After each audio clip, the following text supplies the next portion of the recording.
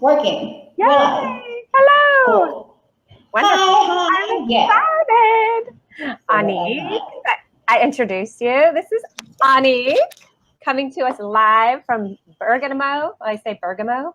Yeah. Bergamo, Italy. So what did we title this? Today we're going to talk about why does divorce suck? Even if it's the right thing to do. Why does it suck? It still sucks. Yeah.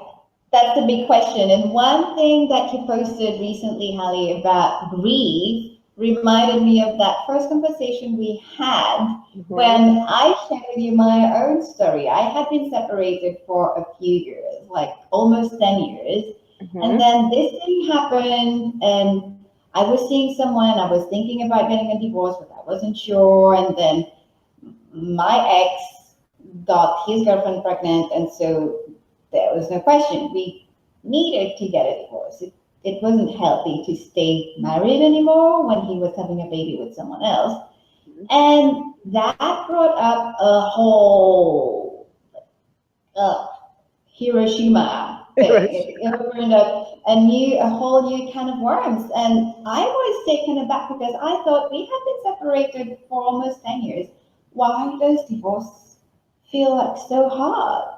Right. Why am I still sad when I know? So don't you, and I think we talked about it. It's like, up here, it's over, but you don't know here, right? Yes.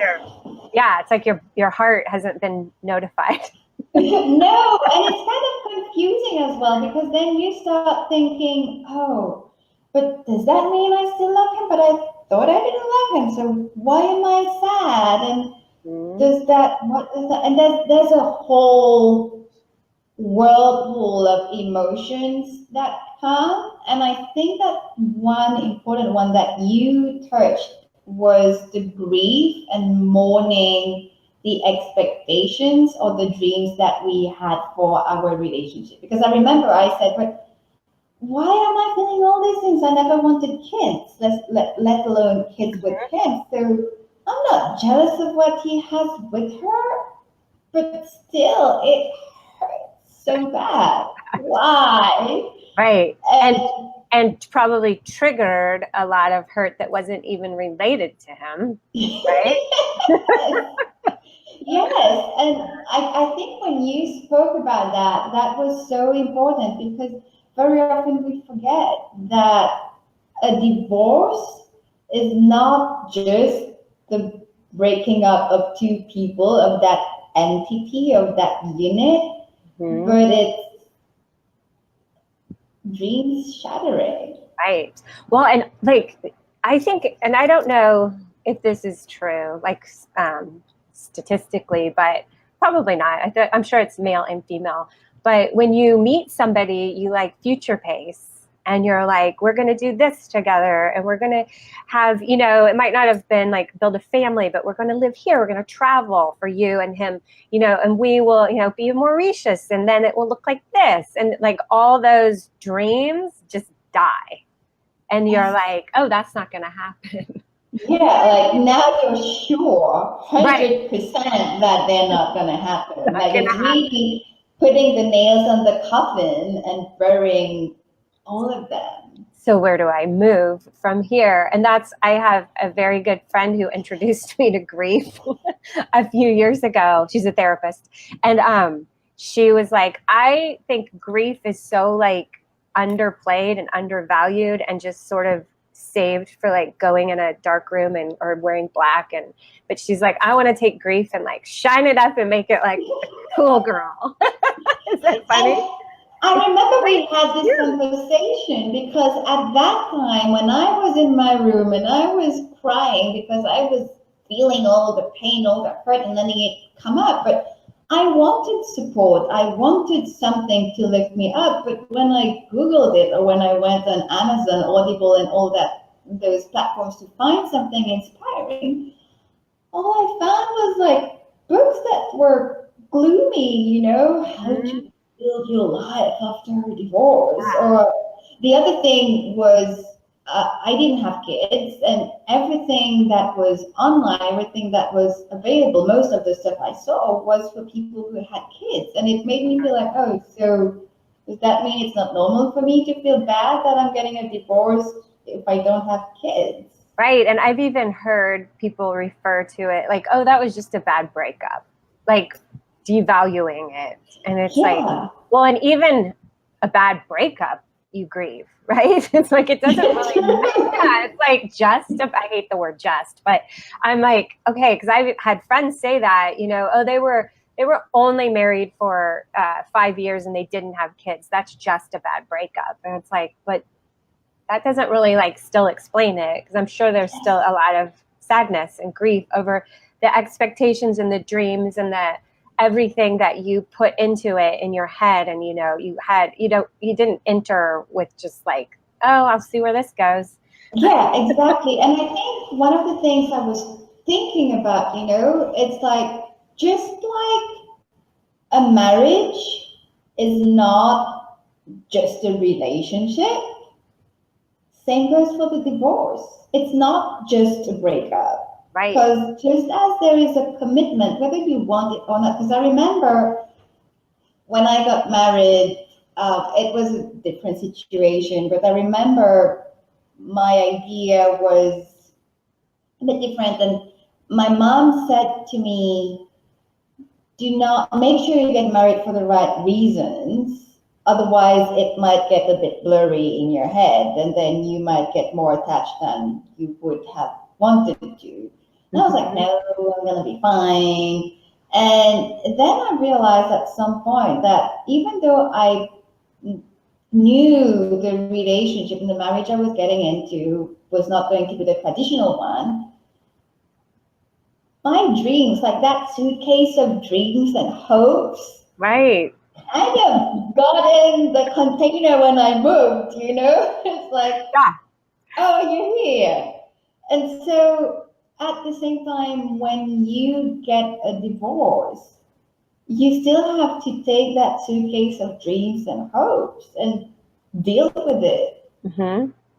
And another thing, we often think that because we've been separated, and that is scary, because we think separating and physically breaking up, like moving houses, yeah, this is it. That's it, done. Right. We've physically separated. Right. Like, it is funny because, and I think there's also like so many myths to it, even in this process. It's called the grief recovery method that I include, that I help people go through. It's very quick, but they go through all the myths. Like some people would say, so then you've moved out, and they'd be like, well, just, go meet people. Like that's one, like if your dog dies or something, they're like, well, when are you going to get a new puppy? And it's like, well, wait, I'm still sad about, it's like, you need to like respect the process, and not the time. Cause that's another one. Time heals all wounds, because it doesn't matter if it's 10 years or I just grieved probably 3 years ago, my parents divorced, and they got divorced when I was 10. So it's like time didn't heal that wound in, 30 years or maybe more. But yeah, and it's just a process that you can't stuff in that suitcase and then just donate the suitcase. Nope, I don't want any of that shit. I'm just going to get rid of all that and move forward. It's like, no, like that's still gonna like be there until you grieve it. And and grief is also not an emotion, it's an action. Like you grieve, like you actually go through grief. Like it's not, I think we get confused and we think grief is like just like all the emotions you attach with grief, which also too, I think we talked about like, there's no good emotion or bad emotion. There's just emotions. Like sadness isn't necessarily bad, but I think as a society, we're like, oh, I don't want to be sad. I want to be happy all the time. It's like, well, that's crazy. Like you can't just be happy all the time, or you will go crazy. You need to feel that sadness.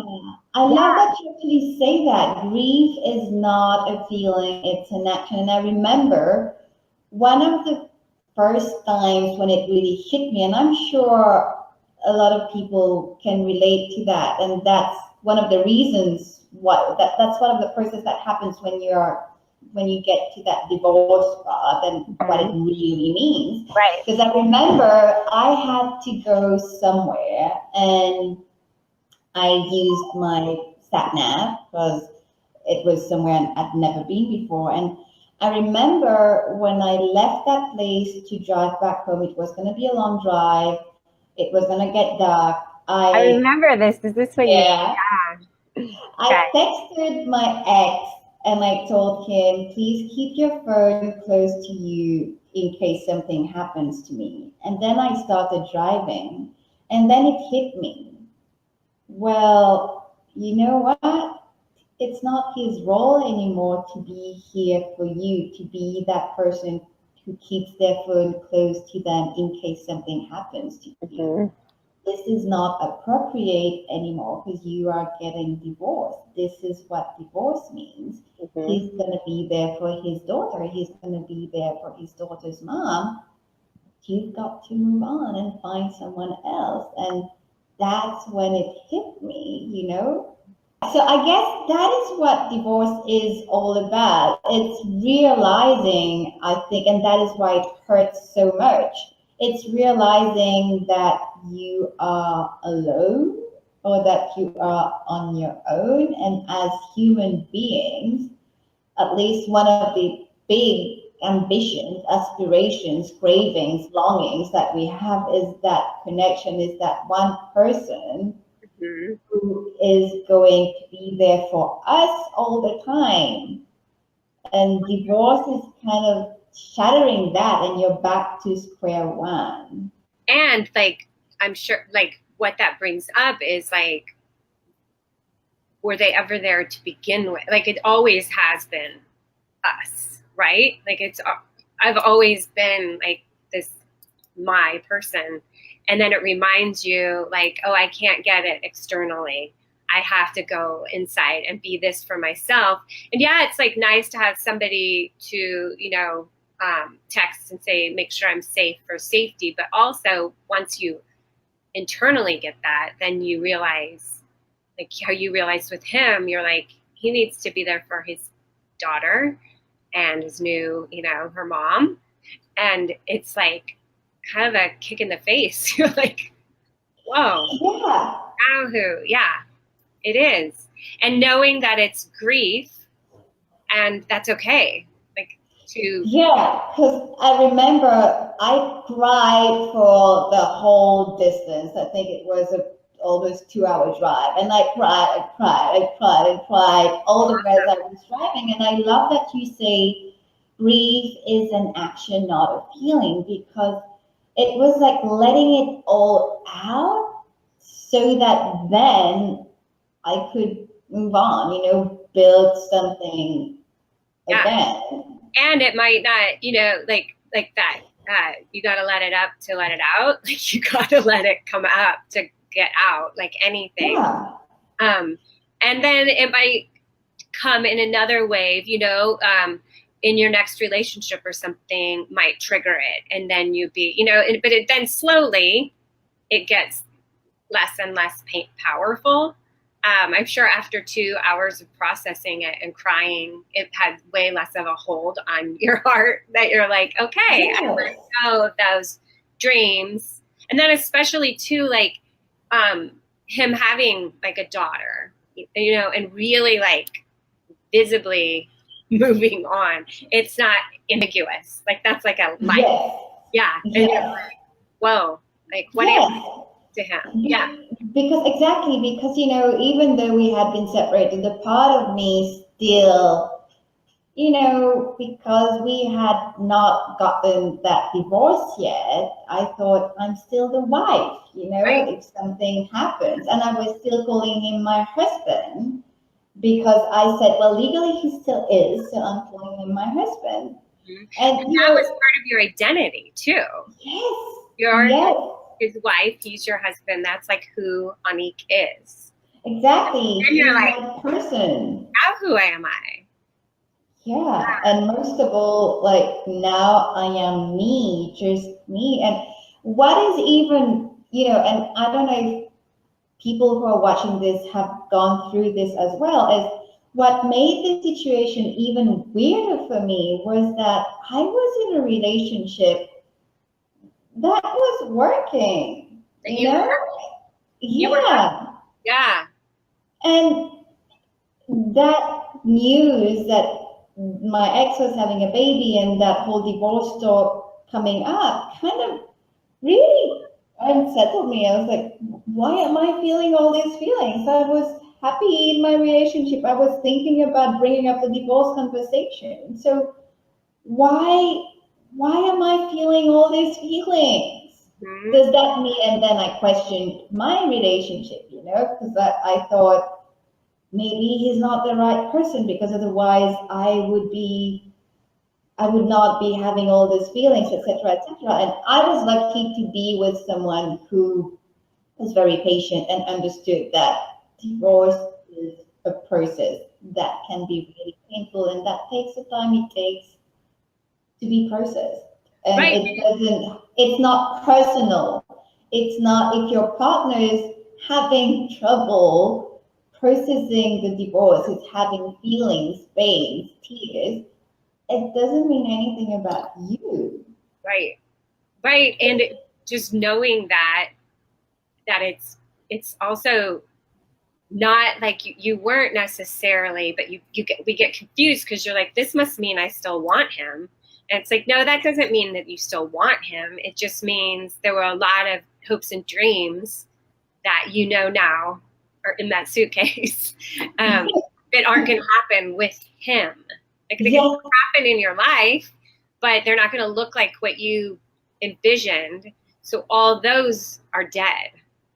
And I love that you specify that they're not going to happen with him. And Right. so taking all those dreams in that suitcase and sending it, giving it away or burning it or whatever, means you're making space for new dreams with someone else, or it's reclaiming that suitcase to then bring it to a new home. But you do have to get it back first, and you do have to. And you need to unpack it. And exactly. That doesn't fit anymore. Oh, I really like that. I'm keeping that. And that's what I think that was in somebody's comment, or it might have been, I was talking to somebody, but a big one is knowing like that it's okay that you want to keep some of that stuff in that suitcase. Like that, like you had a really good friendship with your ex-husband that worked really well, and you want that going forward. That's okay. That doesn't mean you want him. It just means you want that dynamic or quality in your relationship. You want that feeling. That doesn't have to mean he's the only one you're going to get it from. Exactly, because it's not. And I remember having this conversation because one of the excuses I gave to my therapist at some point was that, no, if we get divorced, we're going to lose all of that. And she said, why should you stop being friends if you get a divorce? Why should you stop caring for each other if you get a divorce? You can still keep that love you have for each other, that not romantic love, but that different kind of love for each other, even if you get a divorce. The divorce is not going to make you strangers, but the way we are, I think, brought up, I don't know, and there's so many stories that we see around us. I remember when I used to tell people that we were separated, but we had a great relationship, people were like, oh, really? Do you still want to get back together with them? Yeah. Yeah, exactly. Well, and that's so much of it, I think, too. Like I remember,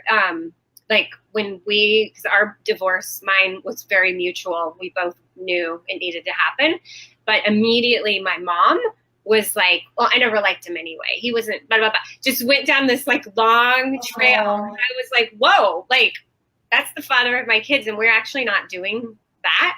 Like, but that was like programmed in her that she should then turn and hate him. And I'm like, well, that was our marriage. He's your son-in-law and the father of your grandkids. You can still like him. And she was like, why would I like him? Like, it was like there was no other option but to hate him. And I'm like, you don't need to hate him because we lost our romantic relationship. But But I think we think that we're supposed to, because Exactly. we're like, how else are we supposed to deal with this? Because we must still want them if we're going to be friendly with them. It's like, no, like that doesn't mean, like, it's confusing. Yeah. Yeah. It is, and I think it's really important that um, divorce is different for each person, and a lot of times people try to throw out all their ideas, all their maybe their own experiences, direct or indirect experiences of divorce on us.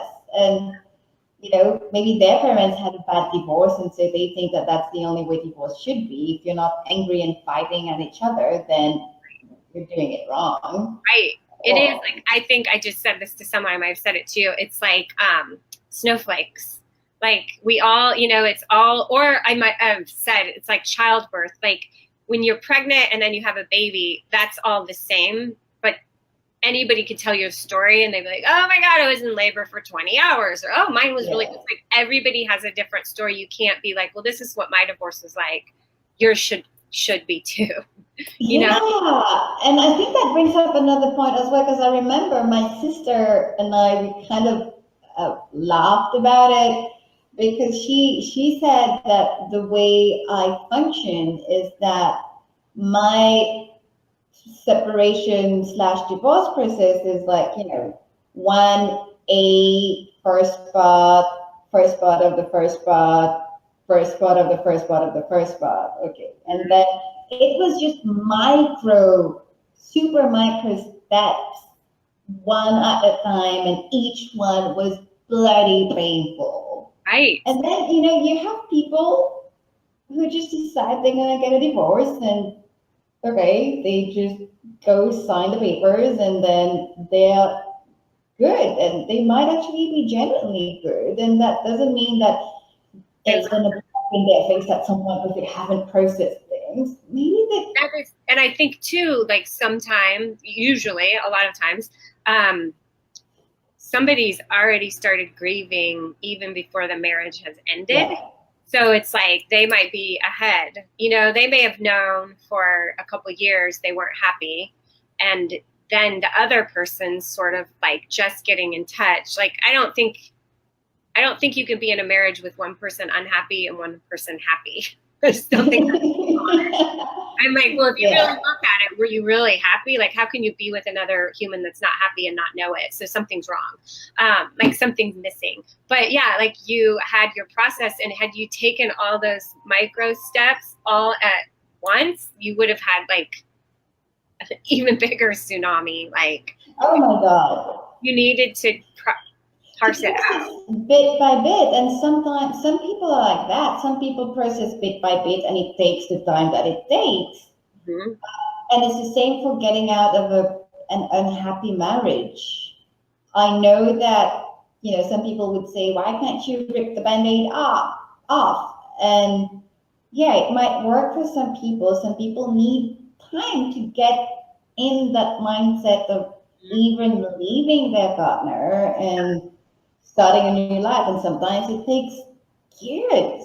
Right. And it's okay. I mean, I was gonna say, I think too, like identifying what it is huge. Like you said, like I'm sad. Why am I sad? And then knowing, well, you're sad because it's grief, right? Like it's like you're sad because you've lost something, and that doesn't mean you want it back.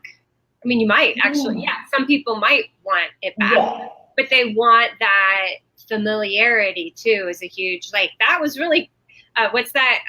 You're comfortably uncomfortable. Like you're comfortable with the uncomfortable. It's like, even though it's shitty, you knew what to expect, and and then you lose that. And then you're like, what does it even look like being on my own, being single, being like without him to call?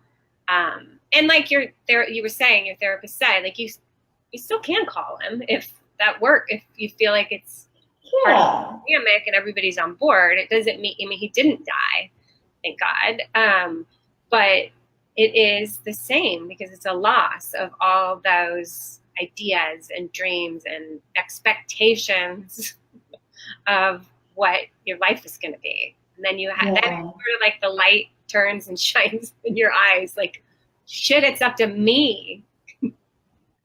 Now, And it's like, it also forces us to be our own person. It forces us to be there for ourselves.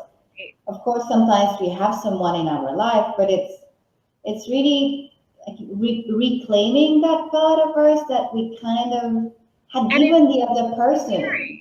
yeah, because we mostly, you're baby young, but still maybe you were in the generation, like we are raised, I think, I'm not raising my daughters this way, but to think like you sort of like get married and then you have kids and like that makes you whole.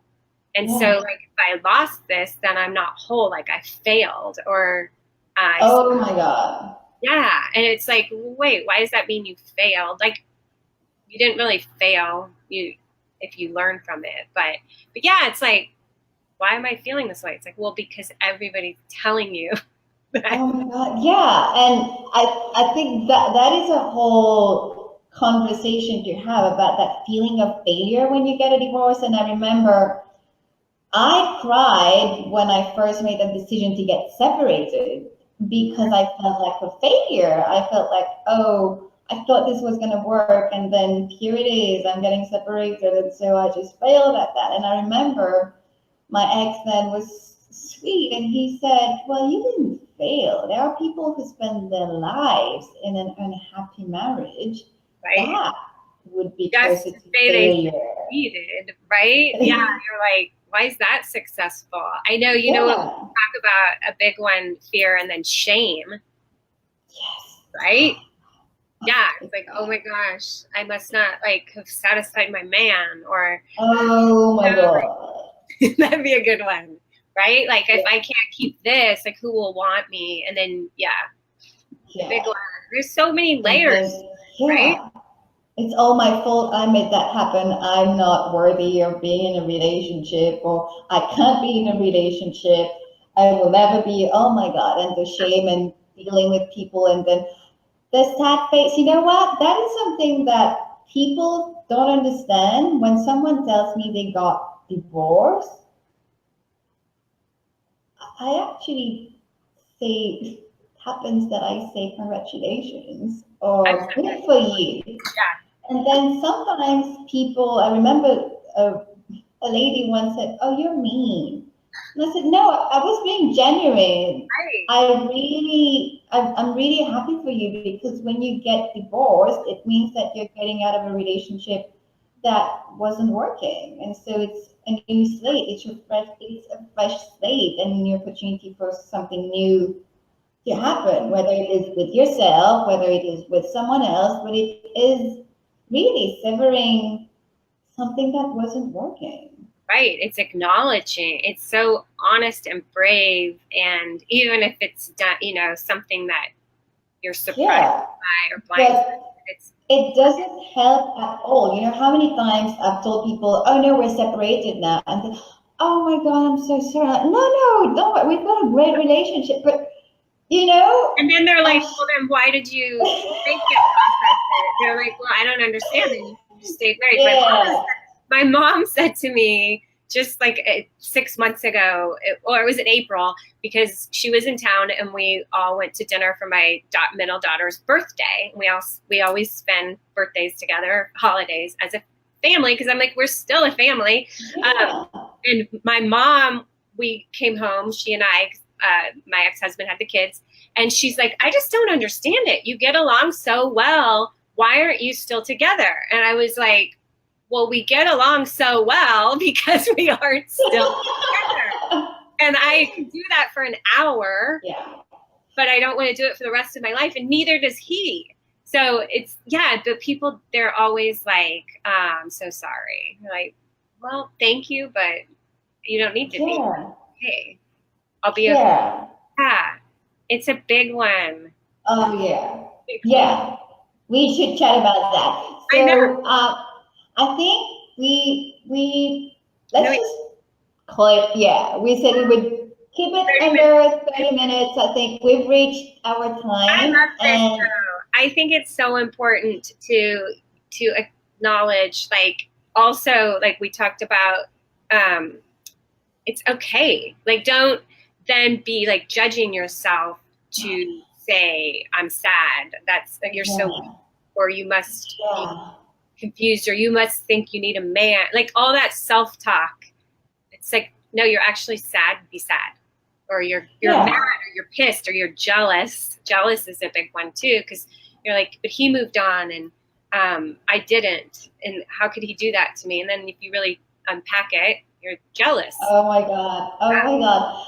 I'll just say that I remember it hit me because I was texting my sister and I was super mad because we had gone to the lawyer together with my ex.